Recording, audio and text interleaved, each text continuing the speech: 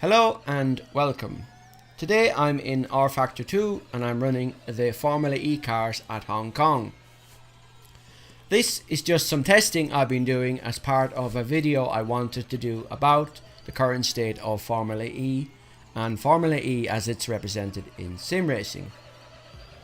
So I've set up a quick session with a qualifying and race session, and what I'm going to do is I'm going to run time acceleration on the qualifying session, which will hopefully result in a better actual race.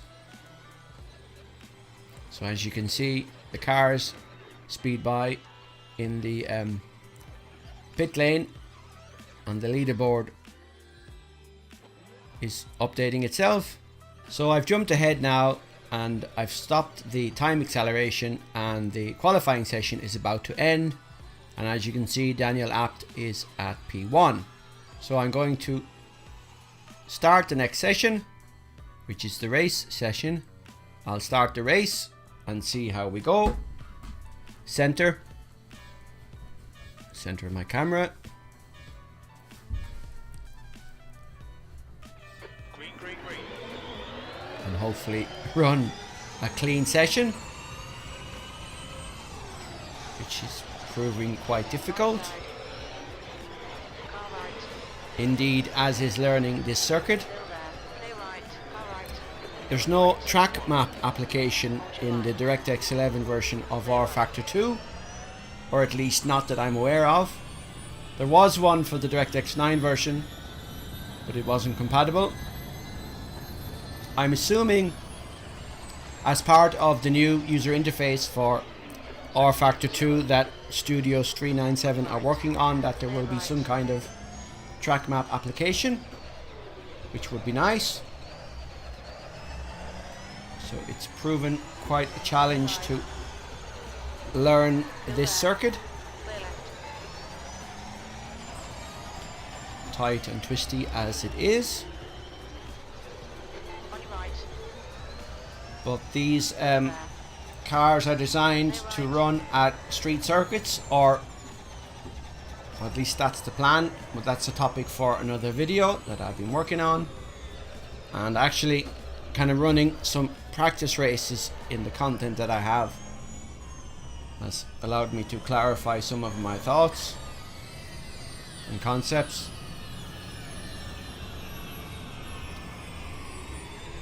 And the reason this is interesting, actually why I wanted to make this video, was because I thought, well, I have the first generation Formula E cars in rFactor 2, and I also have Sebring, which in rFactor 2 is laser scanned, and indeed it's one of the most up-to-date versions of Sebring.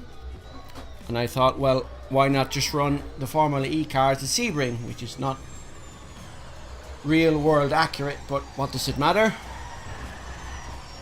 But I found that the AI would bunch up on the first big sweeping left turn. But then when I ran a race here, the AI would do the same. So I thought, well, what's the difference? But nevertheless, we shall endeavor. Now I'm running last, of course, and that left there is the pits, which I somehow seem to want to turn left to, but I have to remember to turn right there. Now I'm back on the start finish straight, and I have to be careful not to overshoot this turn, which I tend to do, and which actually when I do, I use the reverse on the H pattern to reverse, which is kind of ironic. You can see the Apple logo there represented in the game, which I guess is the or one of the Apple stores in Hong Kong.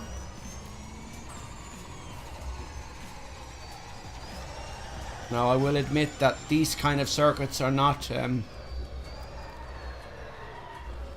my forte, indeed, but at least this wouldn't be my choice. But this is what the first 4 seasons of Formula E were based on, as will be the 5th season, but we'll see. There are some changes coming which I wanted to discuss, and hence the reason for the video that I wanted to create. It will be a long story in more ways than one. Now, there lies my problem. Sector 1 is clear. I tend to overshoot that turn. Actually, I think if I remember correctly, when this content first launched, Studio 397 organised an online session with a lot of YouTubers, Jimmy Broadbent and Sean Cole and so on. I think it was a bit of a crash fest, or at least proved to be a bit of a challenge.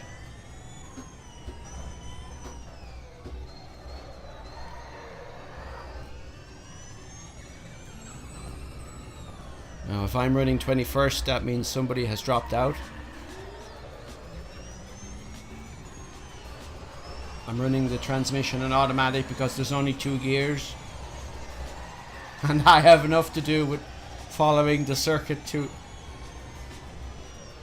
spend extra time rather, switching gears between first and second, which is basically all there is. And these cars basically run on Michelin Pilot Sport street tires. Now, he's passed me. Oh, 22 of 22, so everybody's still in the race basically. So somehow I was running 21st.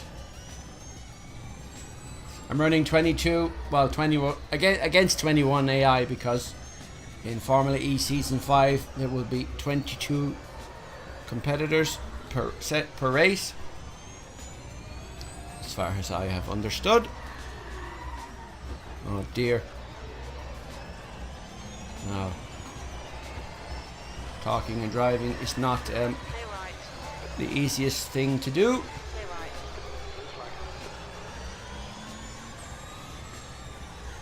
Now,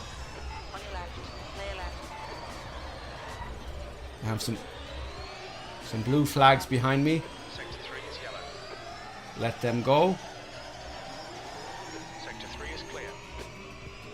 Now, Blue flag. let him go as well. Now, if the AI don't bunch up, I shall be impressed. It looks like Maria has crashed in turn 1. Blue flag.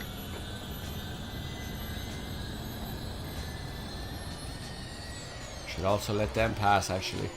On your right. Clear right. Perhaps if I don't, then that will cause confusion amongst the AI. Left side. Clear left. Blue flag. Now,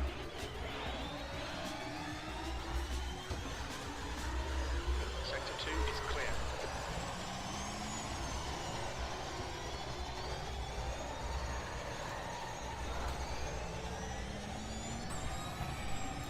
one thing I will say now, I did run earlier just a qualifying session at Sebring in these cars. Not realistic, but it's a simulation, what does it matter? And actually I have to say I had fun. I enjoyed driving this car, which I guess is the point. The game has to be fun. So, and as you can see, there's a fuel amount here, which is not fuel, but I guess rather battery level. At which point, when the battery runs empty, obviously the car stops. I was running at Sebring and my battery had run out, and I tried to enter the pits, and I either overshot the pit box or undershot the pit box and I ran out of juice and basically couldn't refuel or recharge, which was kind of ironic. No.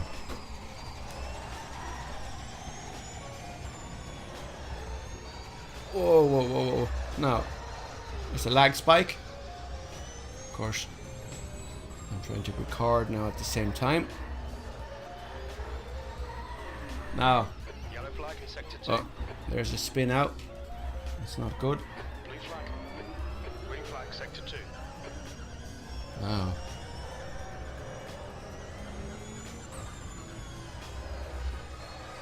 I don't know, it's just a... I would prefer just a long sweeping track. I don't mind the tight turns, but on these circuits are just a endless line of 90-degree turns. Like, what's the point? But anyway, I guess Formula 1 has its place and Formula E has its place, and they may end up competing at some point. Let's see.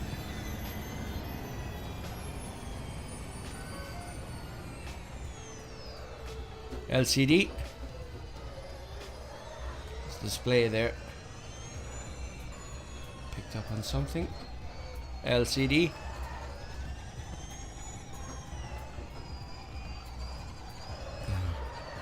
Uh-huh. Blue flag. A blue flag indeed. Well, my whole race is a blue flag race. Let him go. Clear left. Clear right. Actually, I was driving at Sebring, like I said earlier, and I was coming to the last sweeping right before you hit the start finish straight rather, and the AI were kind of drifting, which was kind of cool to watch. It's kind of coming down the long straight, powering down, and then kind of sliding, and it was just fun to watch them. Makes for a more entertaining race. Perhaps when I have my script finalized and make my video, I'll run both. What does it matter? There is a series of circuits available in the workshop for rFactor 2. There's Paris and London and New York and so on. Somebody... Oops. No. Somebody has uploaded them, but now I can't comment on the quality of them, but unofficial of course, but Clear right. they are there nonetheless.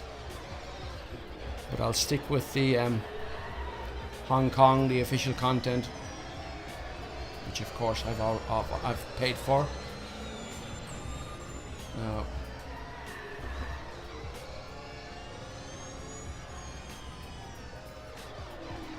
let them pass.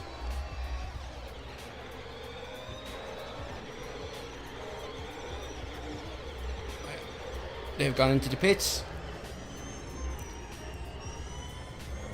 Let them go.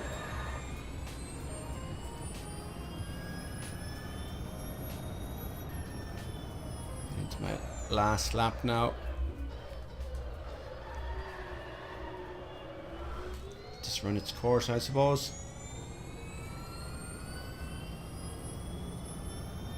Overall, I'd have to say I like the car. It's different and I don't know.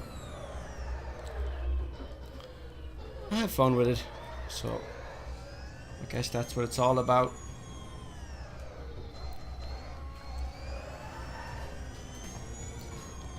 But I don't enjoy this track. Now, I'm open to anything. I'll try any car and any track combination, but this wouldn't be my choice. Now let's see if I can make it into the pits. And we should leave it at that. Pits here on the left. Yes, indeed. Pit limiter. The auto pit is active. And that's it. Or at least it should have been. Until next time. Goodbye.